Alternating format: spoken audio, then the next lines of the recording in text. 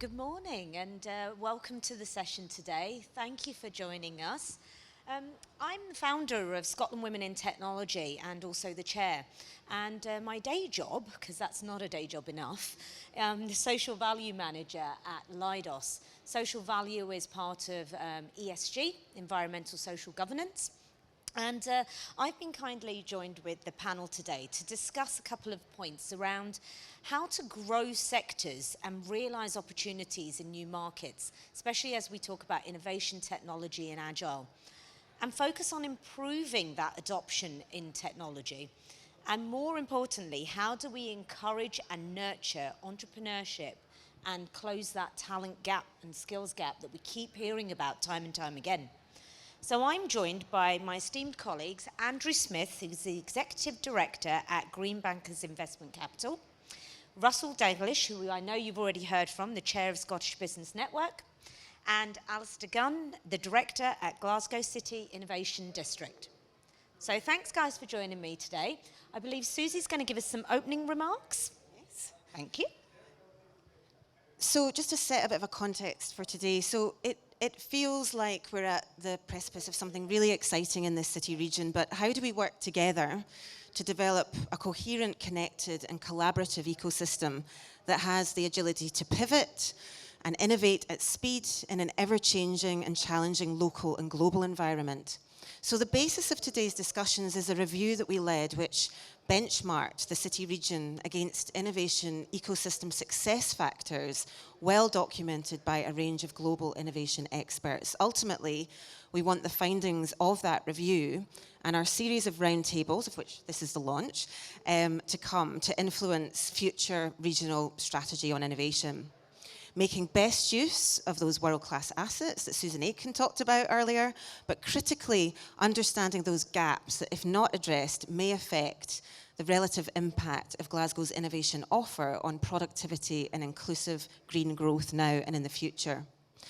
Of course, significant positive progress is being made across a number of areas in the city region: our developing innovation districts, our world-class education offer, our future-proof digital infrastructure and our strong research base, as well as an increasingly rich accumulation of innovation cultivators across the region, including the development, very exciting, of Glasgow's Tech Scaler and the BASE-funded Innovation Accelerator, which we've been involved in. Importantly, our focus, as I said, is to strengthen what we have to ensure we will thrive through innovation. So the benchmarking that we did, the evidence review, has been combined with knowledge and experiences of innovation actors across public, private and academic spheres.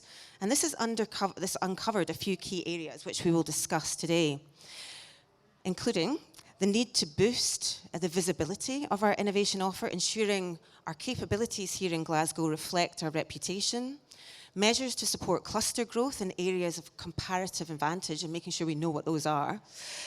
So critically supporting spin-out success, research commercialisation, attracting startups and scale-ups, supporting greater investment into innovative businesses, devising a portfolio of future skills needs, measuring or measures that support tech adoption and diffusion, and importantly across the broad industrial base, across the business base.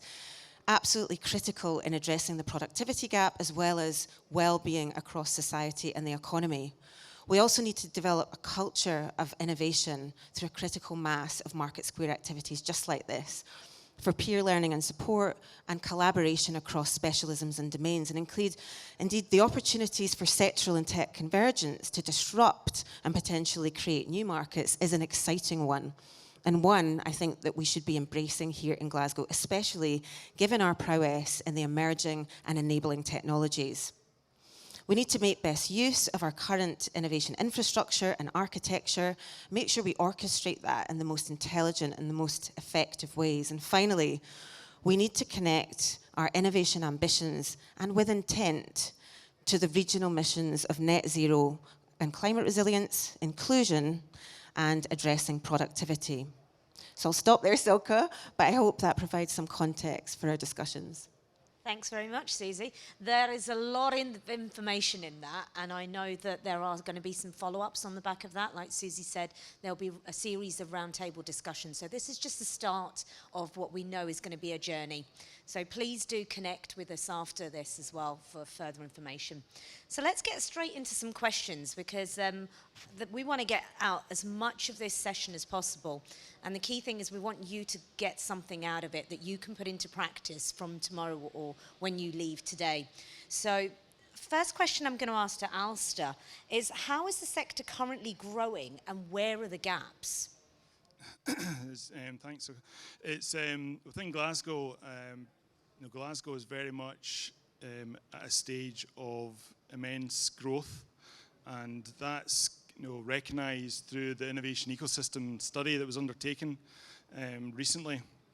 And the thing that's kind of growing within Glasgow is that we've got 3 innovation districts across the city, one based within the city centre, one towards the West End, and also one out to the airport. And when you take those 3 and collectively take those 3 districts together, you've got what's called an innovation corridor, where companies and also startups can be working in areas of manufacturing, advanced manufacturing, right through to med tech, right through to creative industries, right into quantum, space, fintech. So the one thing which Glasgow has got is it's got the depth of expertise that you need now in regards to starting, I would say, a more advanced, innovative kind of business. And that's very, very unique. You don't get that anywhere else in Scotland. And it comes back to the innovation ecosystem that even Glasgow City and Science and Innovation have been working on for many years now. And this is now really at a point where, Glasgow will become the next, kind of, I would say, the capital of innovation going forward for Scotland. Thanks, I love that. It will become. Can I also bring in Andrew on this as well? Yeah, sure. A pleasure to be here, I may say. This is about as close as I'll get to being some kind of rock star with the lights and the thing and all that jazz. Fantastic. And I can also pretend this is absolutely rammed full because I can't see anybody. Yeah, look, I think there are gaps, and I focus on the gaps along with colleagues. And I think the responsibility for filling those gaps, addressing those gaps, lies with us all. And that includes the innovators. So innovation for innovation's sake is a waste of time. I'm very involved with climate change and the climate struggle. I don't like to talk about 2030 and 2050. I like to talk about 2,700 days, which is how many days roughly it is to 2030, and 10,000 days, which is how many days roughly it is to 2050, and all these amazing targets that we have. We've got a real responsibility to innovate in ways that can really attack things like climate change. I deal with clean technologies that can help with all of that. So if you're an innovator, you need to be asking yourself, who's going to write my first check? Right at the start, because if you don't know the answer to that, you should stop doing it, really. But those that are going to write the first check, the first adopters, also need to address the gap in adoption of technologies. And that's kind of where we play.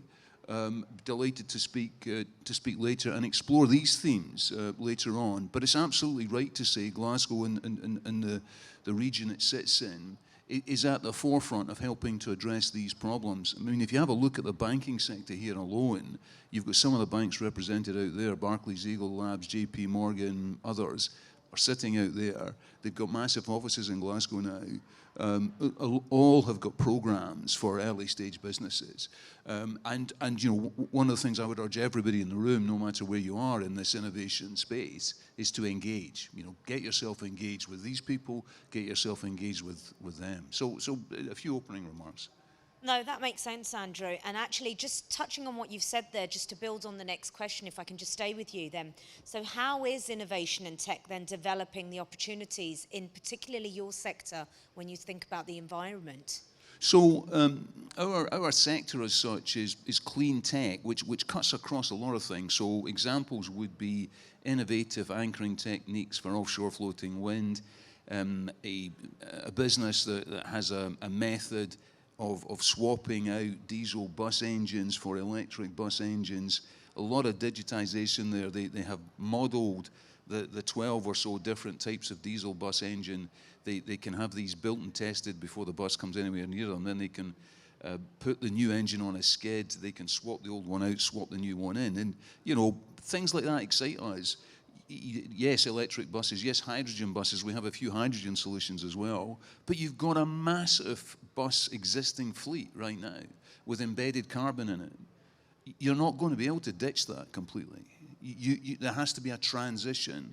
So what's happening is innovative people are bringing their skill sets to bear on some of these really tough problems.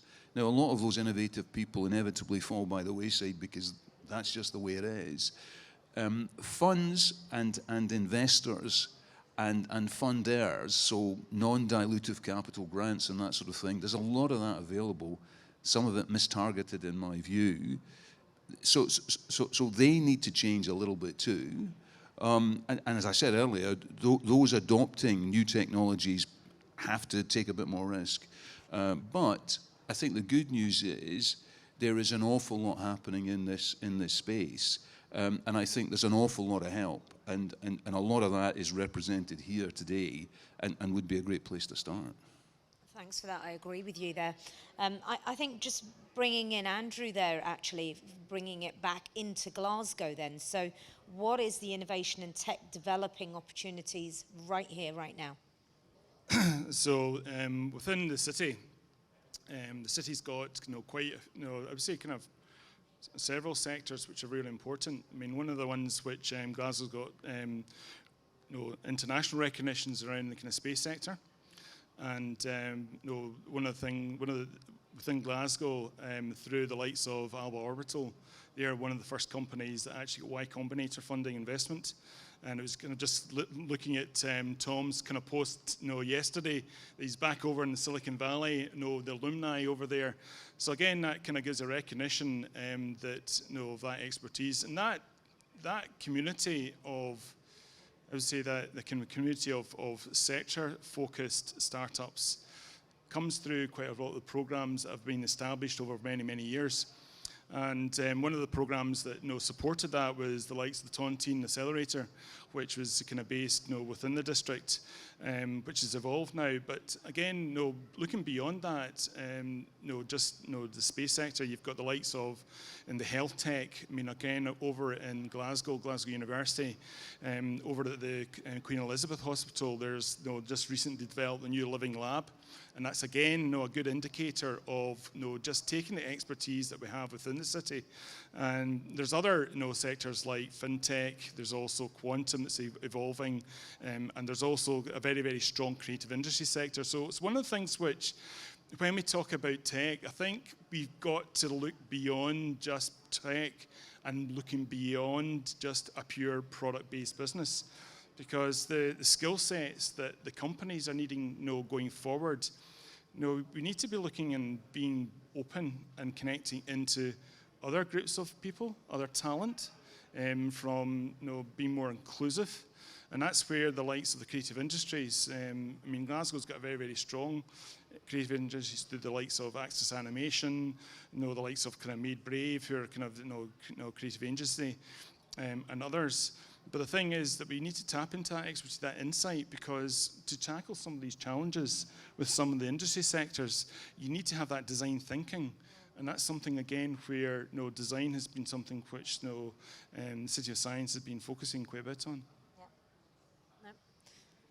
No. That's great. I think we've answered a fair amount in that question, and I know that I can see some follow-up comments, particularly when we talk about skills later on.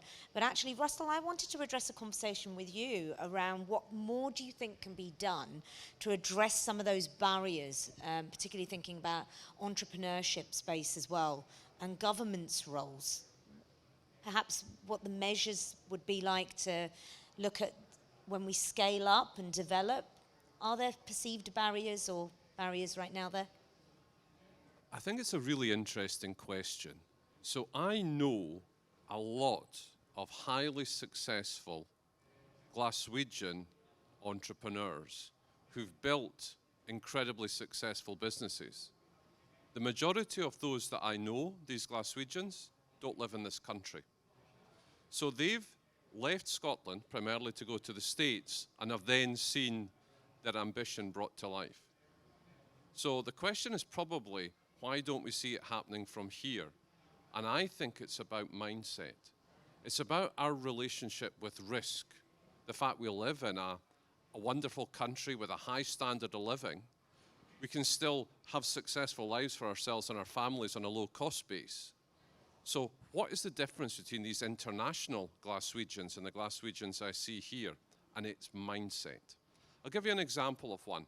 We did an interview, this is Scottish International Week for Scottish Business Network, and we did an interview yesterday with a Glaswegian chap. He's got a picture of Glasgow Celtic behind him in his office when he's doing the interview. And he told us how to build a successful scaling business. He'd moved to Pittsburgh to pick up a job, didn't like the job, didn't like any of the other jobs on offer in Pittsburgh, so started his own business. He started a software development business, doing small application development for local companies, primarily in the manufacturing sector. He was then approached one day by someone who said, could you build an application to solve this banking problem I've got in my bank?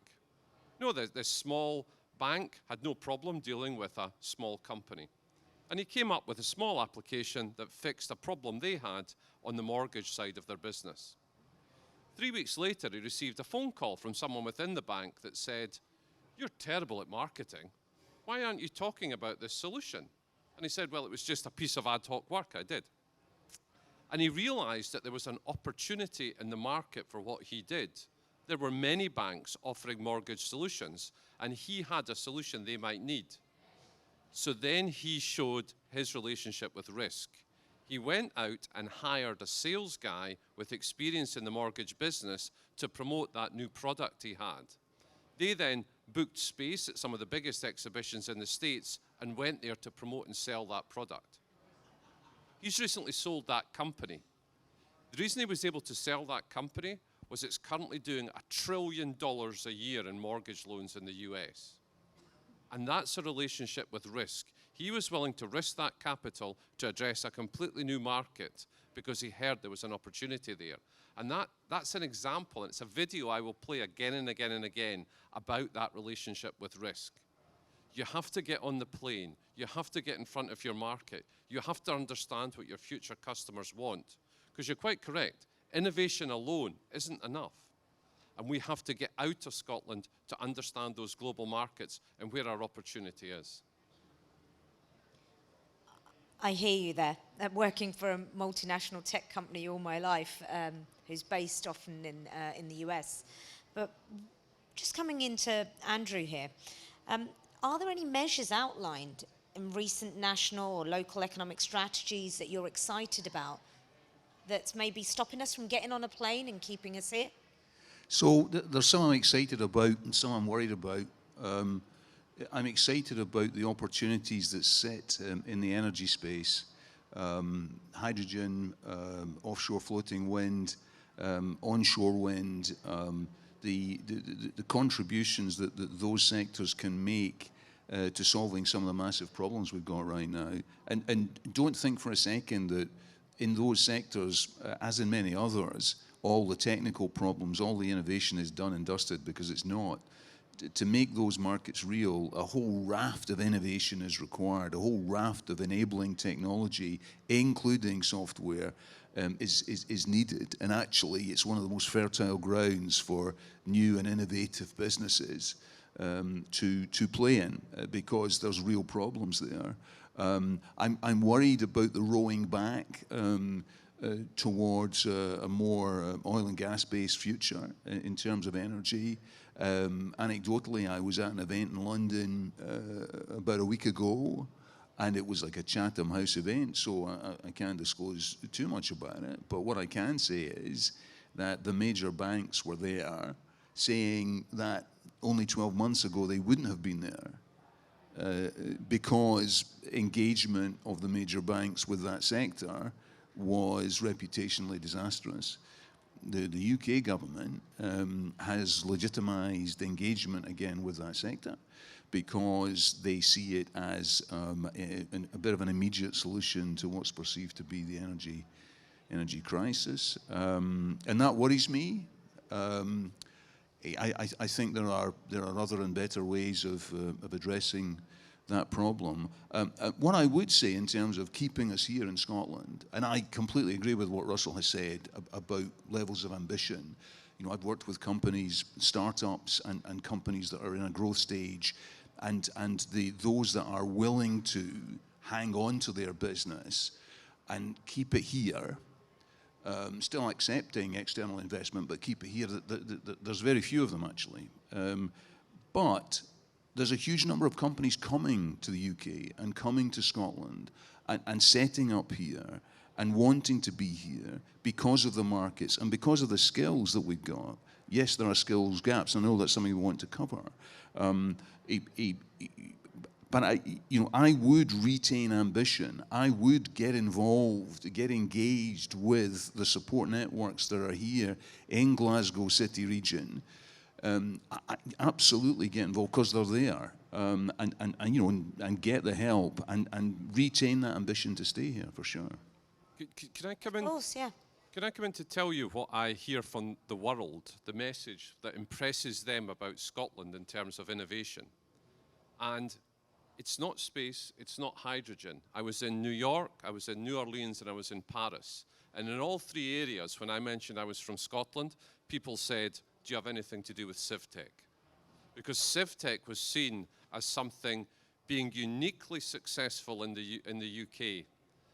So CivTech, which is a government funded, it's basically a government department, the Digital Directorate, which is allowing new companies to be created to address citizen challenges funded by the public sector, spinning out companies who own 100% of their equity. And that's been tried probably through smart city projects and projects like that around the world unsuccessfully, possibly due to the unique relationship we have in the UK because of devolution. That is working in Scotland, and it's getting recognised around the world. And if anyone here hasn't pitched for a CivTech project, I would urge you to do it, because the programme is world leading. That's a good point, and actually it rolls into a sub-question within this question that I was going to bring Alistair into, of what is the government's role. So we're talking about funding and grants available, but what else should the government be doing maybe that they're not already doing? Well, one of the things which the government has done is it has identified that entrepreneurship and also technology and digital are critical to the kind of growth of the nation. And the strategy that the Scottish Government put in place has been, I would say, very, very welcomed by the sector. And the thing which that evolves into is, again, then looking at the thing beyond that is actually looking at the core issues within markets. And the thing that we've always got to be looking at comes back to what Russell's kind of saying. A lot of the founders of companies and also the people who are looking into innovating need to think outside Scotland. And sometimes, the sector can be quite insular. And when you then start to look at other countries, if you start to, and I think it's one of the things which the government has supported through the ecosystem fund and the likes of Startup Grind, where they was taking some of the early stage founders to other countries and other regions. When you start to go into other regions internationally, you get a bit different perspective of their focus on business. And I mean, especially like when you go to Dublin, I mean, every single startup's thinking outside Ireland, right? Every company that's even like in Canada are looking towards the UK. Now that's good because you see there's been a market there. But for all of us to, for a lot of the kind of companies, when you start talking about trade and trading and then starting to look at the revenue that companies are securing from an international marketplace, then that gives you a different insight into how successful we are. And I think it's something which, kind of going forward, we need to build up the narrative as to how much revenue are companies generating, not investment, Investment is a means to build and develop your product and build your teams, but you need to start thinking about a business. What are you generating? What you're creating? What wealth and what profit? So that's where I would say that from a government perspective, doubling down on raising the awareness of the companies we have, raising the awareness of where the opportunity is market-wise, internationally, is again very, very important.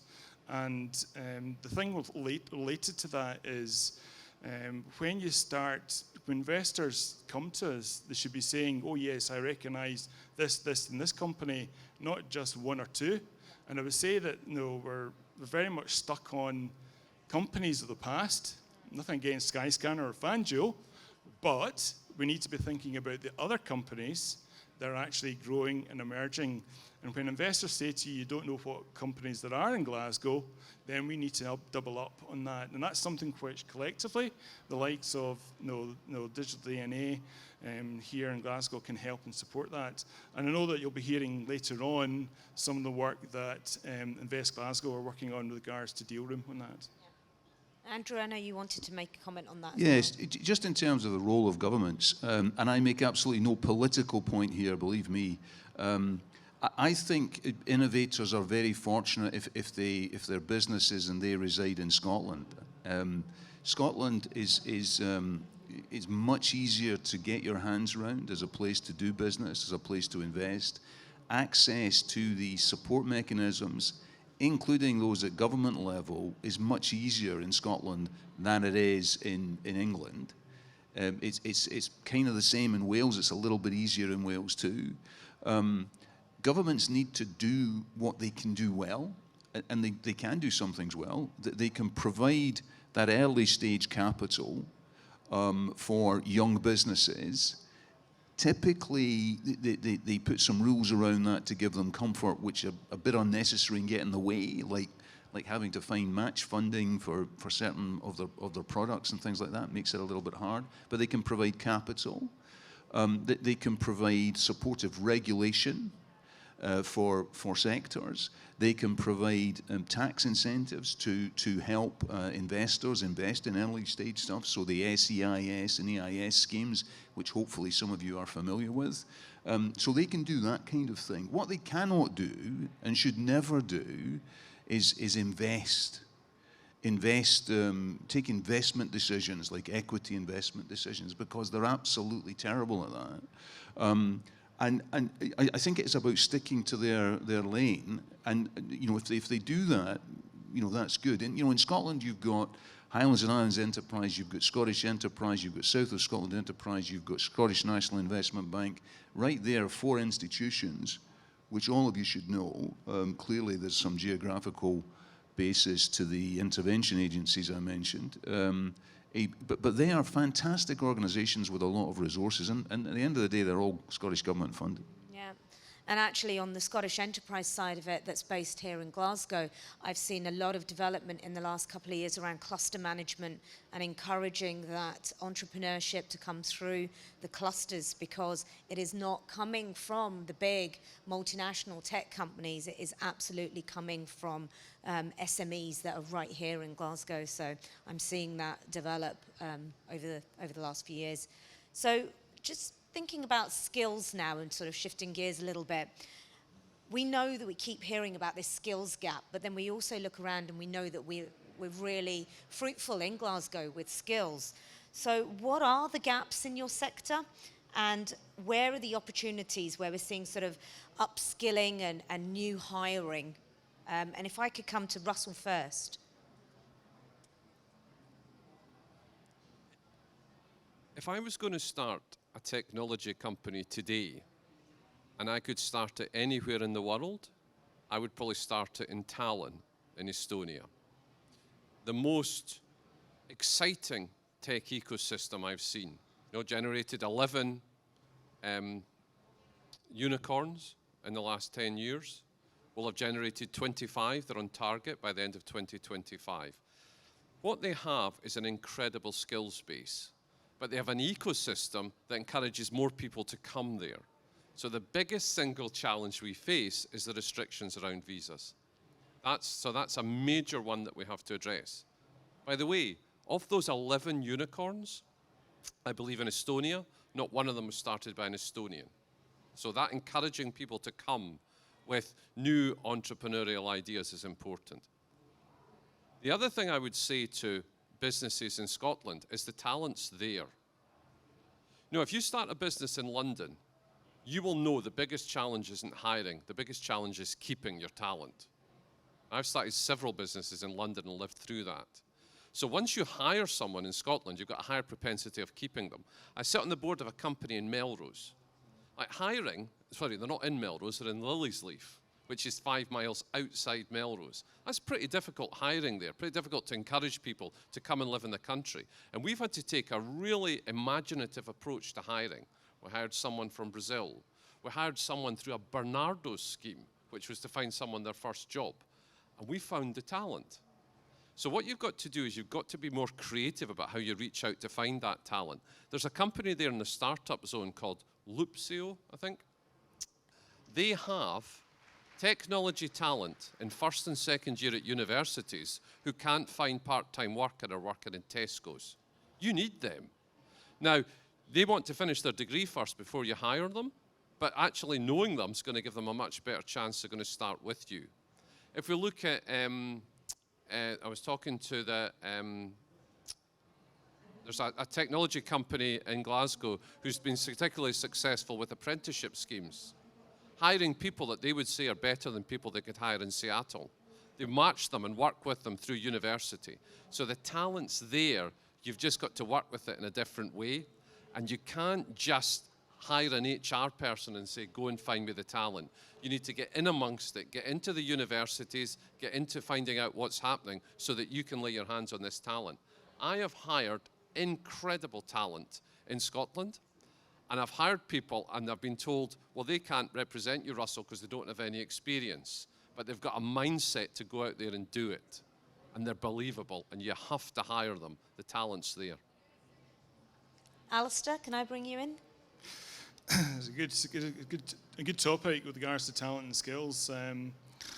One of the things which, we've got a lot of good support going into kind of software development, but I think we need to think broader than that. And one of the things which is happening now is that there's various programs which are supporting kind of grassroots, the likes of what Tony Scullion's doing, again, educating, getting the teachers upskilled, to help and support the kind of pupils to come through. And it's one of the things where we need to think about our skills.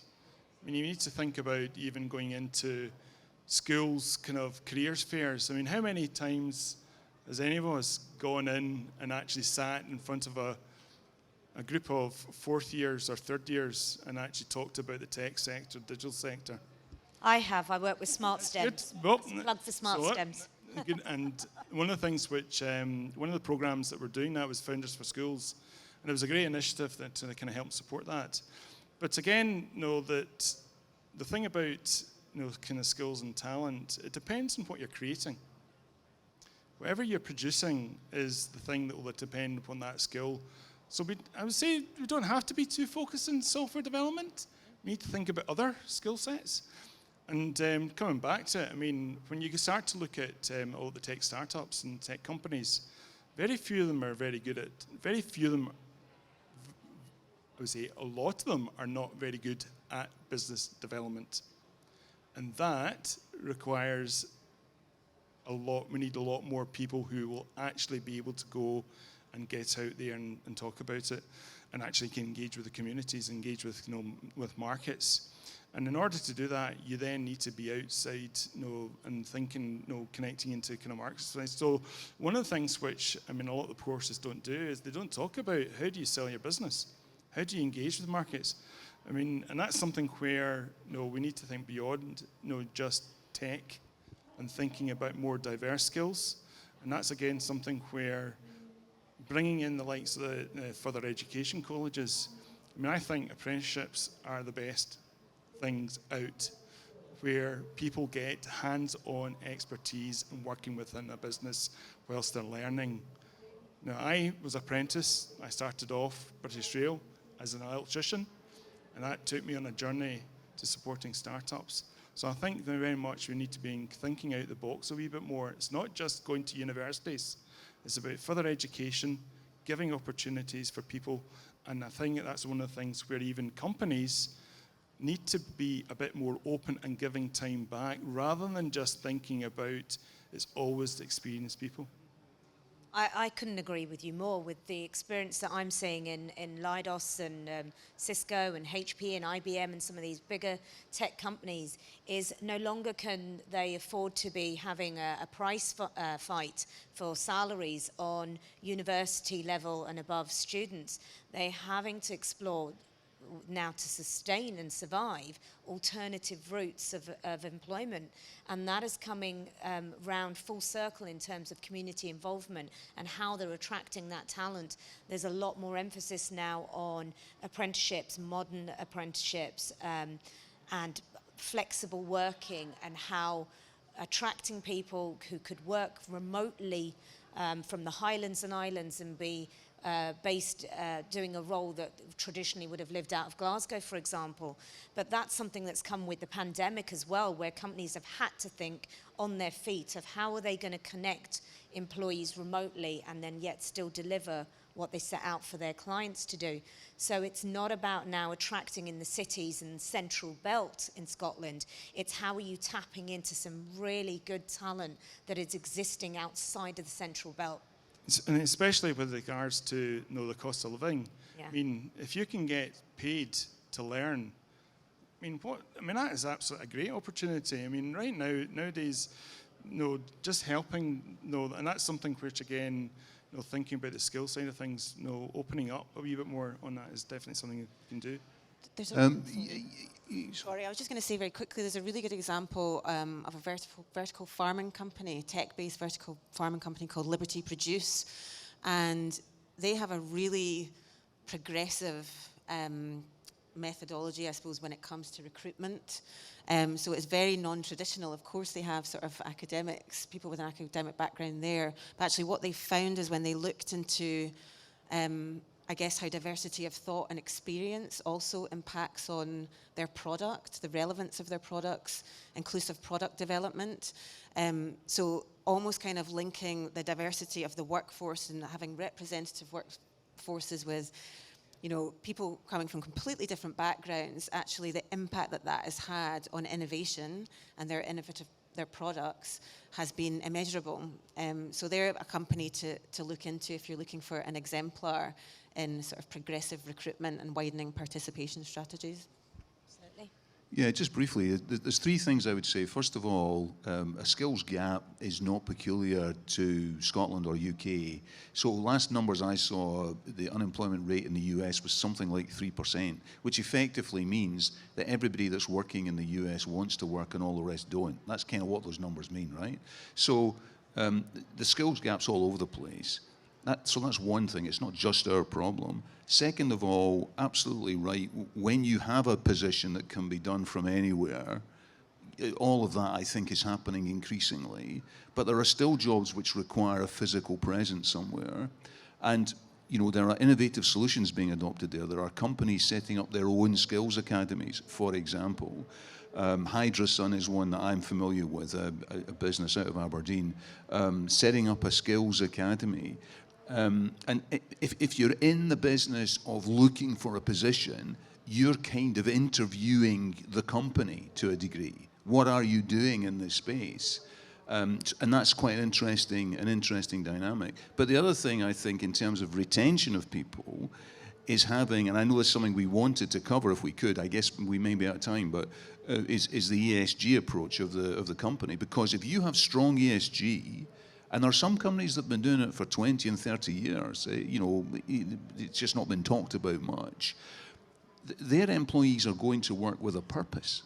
They're going to work because they believe, And I think in terms of client retention, in terms of employee retention, only one of the great aspects of having a real strong ESG a presence and an ethos in your business is it will help you to keep people. Absolutely. I know I have another 5 questions here, but I'm running out of time and I'm looking at the clock. I just want to leave and some time for Susie to do some wrap-ups for us, but you can hear the positivity coming from this panel, and you can absolutely know that you are in the right place, and this is where you're going to grow. So please do, one thing at minimum is connect with them on LinkedIn and follow up, because often you come to these events and you have filled with great ideas and something will be seeded there going, I could do this, I need help, where do I go to for help? We're here to help. There's lots of people out there that are here to help, so don't leave without connecting with people who are going to help you move that needle. Thank Susie? you. Insightful contributions. Thanks so much for joining us today.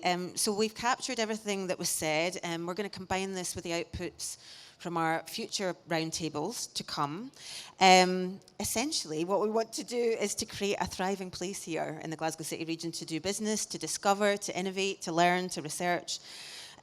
So keep an eye on future activities on Glasgow City of Science and Innovation, LinkedIn and other channels.